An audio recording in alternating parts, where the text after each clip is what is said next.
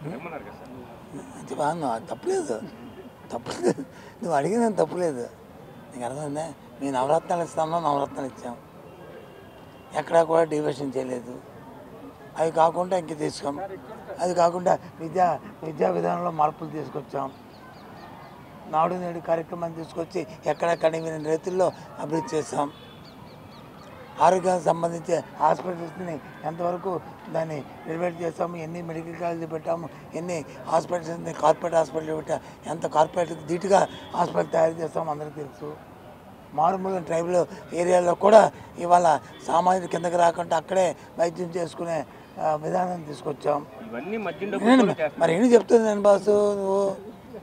మద్యం డబ్బులు మీ రాధాకృష్ణ డబ్బులు చేస్తున్నాం మీ రాధాకృష్ణ ఇచ్చిన డబ్బులతో చేస్తున్నాం ఎవడో నవ్వుతాడు ఎవడైనా సరే లెక్కలు తెలియకుండా మాట్లాడతారు మద్యానికి ఆదాయం మద్యంలో వస్తున్న ఆదాయం ఎంత రాష్ట్రం ఖర్చు పెడుతున్న ఆదాయం ఎంత ఎంత చెప్పు మద్యంలో వస్తుంది 2 లక్షల కోట్ల రూపాయల ఆదాయం వస్తుందా లేదా 1 లక్ష కోట్ల ఆదాయం వస్తుందా రాష్ట్రానికి ఏంటి ఆ లెక్క ఏమైనా ఆలోచన ఉందా మాట్లాడిన దానికి సరే నువ్వు ప్రశ్న వేసావు ఎస్ మేము మా విధానం చెప్పాము అంచెల వారీగా మద్యపాన నిషేధం చేస్తాము బెల్ట్ షాపులు నిర్మూలిస్తాము ఎక్కడ లేకుండా చేస్తామని చెప్పాం ఎక్కడ రాష్ట్రంలో బెల్ట్ షాపులు లేకుండా నిర్మూలించాం దశల వారీగా ఆ కార్యక్రమం జరుపుతాం ఎవరికి కూడా మద్యం ధరల్ని షాక్ కొట్టేటట్లు ఉంచుతానన్నాం ఎవడో డబ్బు ఉన్నవాడు సరదా ఉన్నవాడు ఇంకా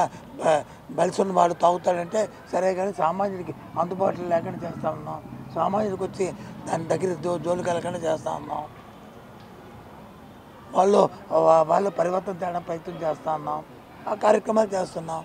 ఇది వాస్తవం ఏం చెప్తాడు చంద్రబాబు నాయుడు ఎంతమందిలో పరివర్తన అందుకే నెంబర్ రేపు ఉదయం అనాలిసిస్ చేసి నెంబర్ చెప్తాం మీకు లేదు మీరైనా సరే బ్యాలెట్ పెట్టి చూడండి ఎంతమంది గత ప్రభుత్వాలు తాగేవారు ఇప్పుడు ఈ ప్రభుత్వాల్లో ఎంతమంది తాగలేదు అదంతా పరివర్తన వచ్చినాయి కదా చూడండి పెరిగారు సంఖ్య పెరిగిందా తగ్గిందా చూడండి